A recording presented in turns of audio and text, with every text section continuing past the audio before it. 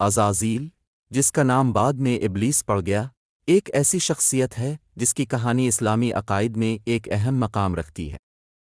اس کی کہانی صرف ایک نافرمان کی کہانی نہیں بلکہ تکبر، حسد اور انسانیت کے ازلی دشمن کی کہانی ہے۔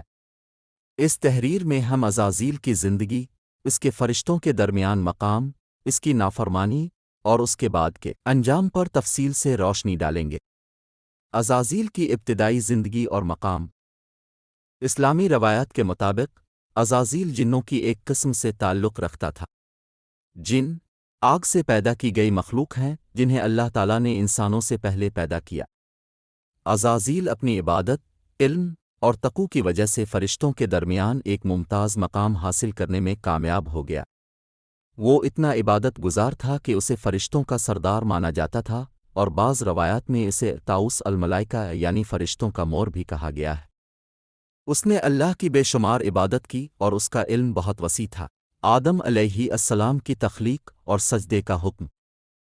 جب اللہ تعالیٰ نے آدم علیہ السلام کو مٹی سے پیدا کیا تو فرشتوں کو حکم دیا کہ وہ آدم کو سجدہ کرے۔ یہ سجدہ عبادت کا نہیں بلکہ تعظیم کا سجدہ تھا۔ تمام فرشتوں نے اللہ کے حکم کی تعمیل کی اور آدم علیہ السلام کو سجدہ کیا سوائے عزازیل کے۔ عزازیل کی نافرمانی اور تکبر۔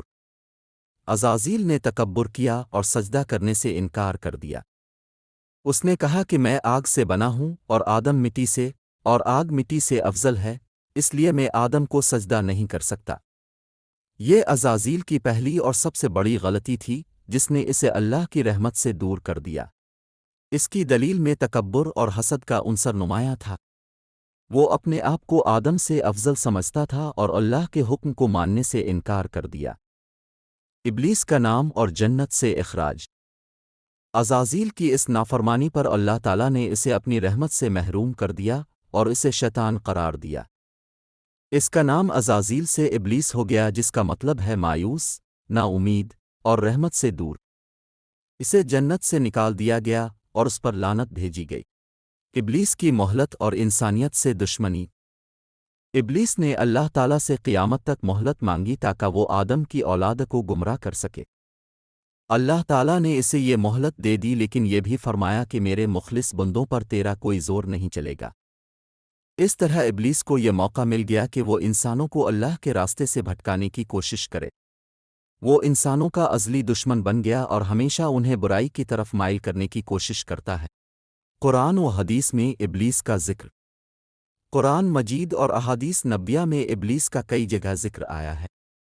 قرآن مجید میں سورۃ البقرہ، سورۃ الاعراف اور سورۃ الحجر سمیت کئی سورتوں میں ابلیس کی کہانی بیان کی گئی ہے۔ ان آیات میں ابلیس کے تکبر، اس کی نافرمانی اور اس کی انسانیت سے دشمنی کا ذکر ہے۔ ابلیس کے حربے۔ ابلیس انسانوں کو گمراہ کرنے کے لیے مختلف حربے استعمال کرتا ہے۔ وہ وسوسے ڈالتا ہے، برائی کو اچھا بنا کر پیش کرتا ہے اور انسانوں کو اللہ کی یاد سے غافل کر دیتا ہے۔ وہ مال و دولت، شہرت اور دیگر دنیاوی چیزوں کے ذریعے انسانوں کو اپنی طرف مائل کرتا ہے۔ ابلیس سے بچاؤ کے طریقے۔ اسلام میں ابلیس کے شر سے بچنے کے کئی طریقے بتائے گئے ہیں۔ ان میں سب سے اہم اللہ تعالیٰ کی یاد اور اس پر بھروسہ ہے۔ اس کے علاوہ قرآن مجید کی تلاوت، دعائیں اور نیک اعمال بھی ابلیس کے شر سے بچاؤ کا ذریعہ ہے۔ عزازیل کی کہانی سے سبق۔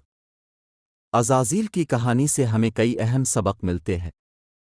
تکبر کا انجام۔ یہ کہانی ہمیں بتاتی ہے کہ تکبر کا انجام ہمیشہ برا ہوتا ہے۔ عزازیل اپنے تکبر کی وجہ سے اللہ کی رحمت سے محروم ہو گیا۔ اللہ کی اطاعت۔ یہ کہانی ہمیں اللہ تعالیٰ کی اطاعت کی اہمیت بتاتی ہے۔ اللہ کے حکم کی نافرمانی انسان کو گمراہی کی طرف لے جاتی ہے۔ شیطان کی دشمنی۔ یہ کہانی ہمیں شیطان کی انسانیت سے دشمنی سے آگاہ کرتی ہے۔ ہمیں ہمیشہ شیطان کے وسوسوں سے بچنا چاہیے۔ اللہ کی رحمت۔ یہ کہانی ہمیں اللہ تعالیٰ کی رحمت کی وسعت بتاتی ہے۔ اللہ تعالیٰ اپنے بندوں کو ہمیشہ اپنی رحمت سے نوازتا ہے۔ عزازیل کی کہانی ایک عبرتناک کہانی ہے۔ یہ ہمیں تکبر، نافرمانی اور شیطان کی دشمنی سے آگاہ کرتی ہے۔ ہمیں اس کہانی سے سبق حاصل کرنا چاہیے اور ہمیشہ اللہ تعالیٰ کی اطاعت اور اس پر بھروسہ رکھنا چاہیے۔ اللہ تعالی ہمیں شیطان کے شر سے محفوظ رکھے۔ آمین۔